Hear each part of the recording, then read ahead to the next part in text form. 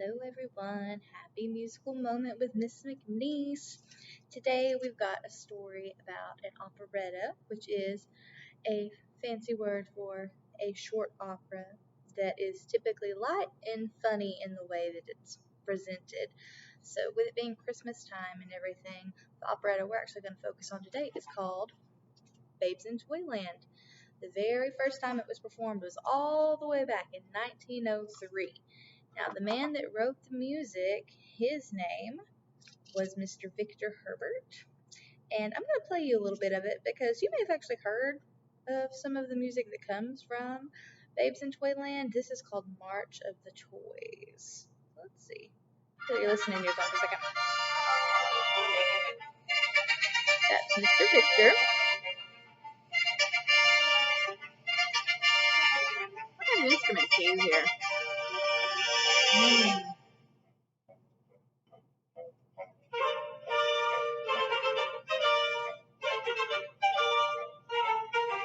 you had to pick an action to do based off what you're hearing, what would you do? Does it make you want to skip or march, maybe like a soldier? Or does it make you sleepy? Does it make you scared? Does it make you feel happy? What are some words that you would pick to describe?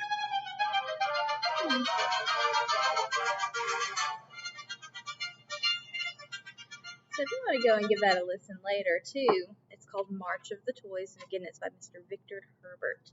So for our little musical moment today, we're going to actually read a story that somebody else took and made their own version of Babes in Toyland. This one is retold, which means that it may not be exactly the original story. They may change it just a little bit, by Gina Shaw, and the pictures are illustrated by John Spears.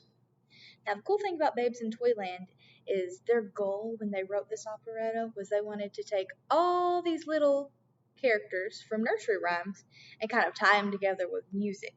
And that was what Mr. Herbert's job was. He wrote the music for the operetta.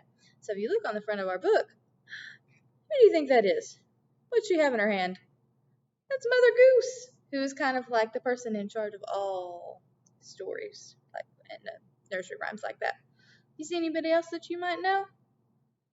Ooh, who's this up here? You think they're going to be a good guy or maybe a bad guy trying to start some stuff? Let's read and see what happens. Babes in Toyland. Come, children, gather round. Help me prepare the village square, called Mother Goose. Oh, we saw her on the cover, didn't we? Her children raced from all directions.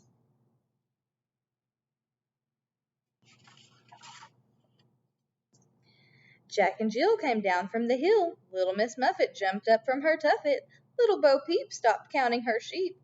Their brothers and sisters came running too. Do you recognize any of those names? 3 nursery rhymes in that one page. How cool.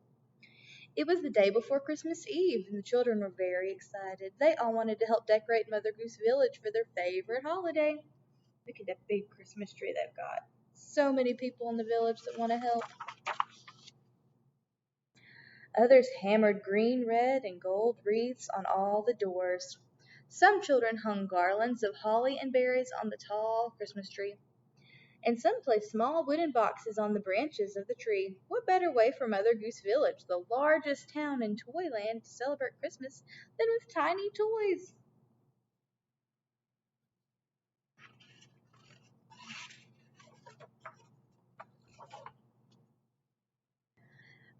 Contrary Mary, Mother Goose's oldest daughter, placed a bright star at the top of the tree.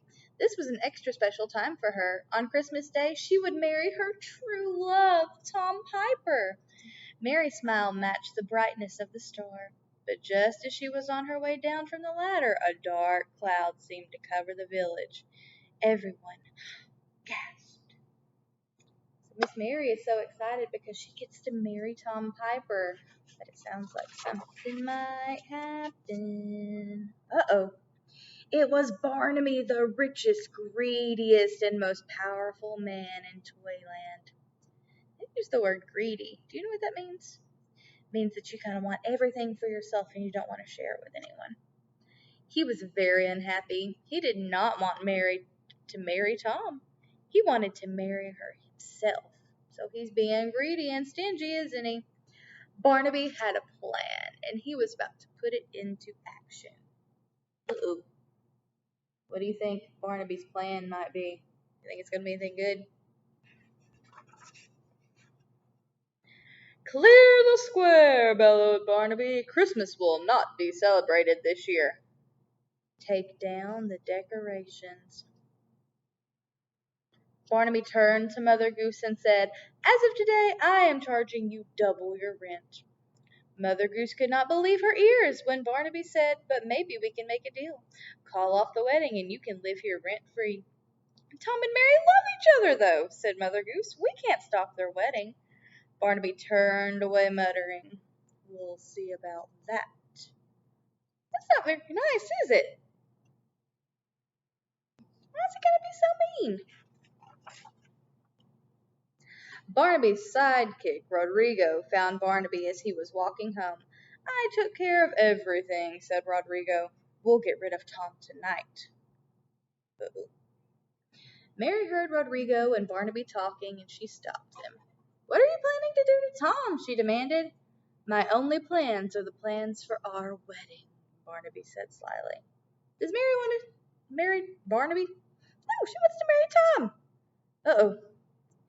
Mary wanted to get far away from these two men, so she wanted to find Tom. She ran and ran without looking where she was going.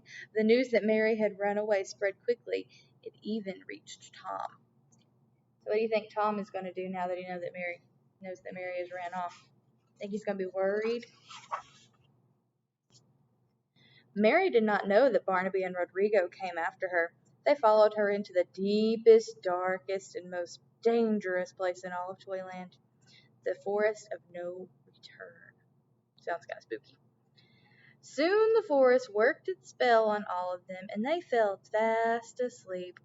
As they slept, gigantic spiders came out of hiding. The spiders spun silken webs tightly around each of them. It's probably going to make it hard to move. They're all wrapped up in spider webs.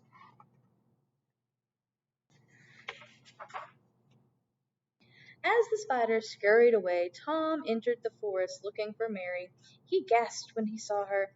Tom knelt beside Mary and gently brushed a moth from her shoulder. He came to find her.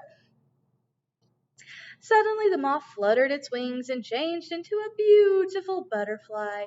It untangled the spider web and lifted both Tom and Mary onto its back. Then he carried them safely out of the forest of no return to the doorstep of the toy maker. So the beautiful butterfly helped them escape. My goodness.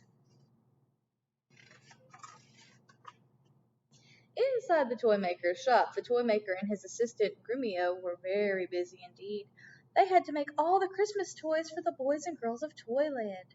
These two loved to tinker. Right now, they were busy working on a machine that could bring toys to life. How crazy would that be? Dude. Grumio flipped the power switch on. The great machine sputtered. A large doll came down the assembly line. Smoke was pouring out of it. The toy maker scratched his head. "If at first you don't succeed, Grumio, try again." Looks like her head is on fire. It's probably not the way it's supposed to work, is it? Just then, Mary and Tom raced into the workshop. Grumio was joyous. "Look, our dolls are coming to life," he said. Mary pleaded with the toy maker. "Won't you help us? Old Barnaby is spreading unhappiness everywhere. He's trying to stop the village Christmas celebration and our wedding." The wise old toy maker said, "Don't worry, nothing bad can happen to you here. Now pretend you are one of my dolls and line up with the other toys." Tom and Mary did just what the toy maker told them to do. You think it's going to work? Think that they are going to be able to trick Barnaby into thinking that they're a doll? At that moment, Barnaby and Rodrigo burst into the toy maker's workshop.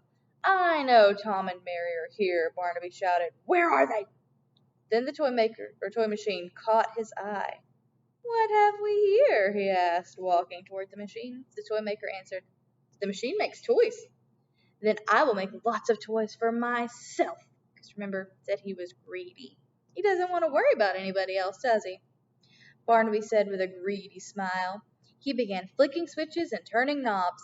Suddenly, toys came off in all directions, and they were coming to life. The toy maker's machine was working after all. Now is your chance, whispered the toy maker to Tom and Mary. Lead the toys and scare Barnaby and Rodrigo away. Their plan. Try to escape. Let's see if it works. And that is what they did. Barnaby couldn't believe the toys were alive. When he saw them, he screamed and ran. Barnaby and Rodrigo ran until they reached the edge of Toyland. As they crossed the border, Tom, Mary, and all the toys began to cheer, for everyone knows that once you pass the borders of Toyland, you can never return. It looks like Barnaby and Rodrigo aren't going to be bothering them anymore.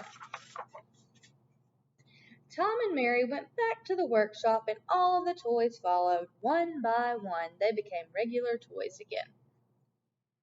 Tom and Mary thanked the toy maker. He gave them lots of toys to take back to the village for Mother Goose. Then he said, "Have a very Merry Christmas. Always keep love in your heart." So the toy maker did such a kind thing for Mother Goose Village, didn't he? Finally, it was Christmas Day. Tom and Mary's wedding was beautiful, and all of the children had a wonderful time celebrating Christmas in Mother Goose Village. Look how happy and beautiful it is. The end. So, if the toy maker had made something for you special, what would you have picked? That'd be a hard decision. For me, it probably would have been anything Baby Yoda related. Would have made me happy. But you can leave me a comment on our dojo post and tell me what you would hope that he would bring you. Now, there's a little song in the back of our book too. It goes like this. Toyland, Toyland, little girl and boyland. While you dwell within it, you are ever happy then. Childhood's joyland, mystic merry Toyland. Once you pass its borders, you can never return again. Interesting little story. Kind of goes along with the story too, because once Rodrigo and Barnaby left, they could never go back, could they? Very, very fun. All right, guys. Hope you enjoyed our little musical moment today. I will see you next time. Bye.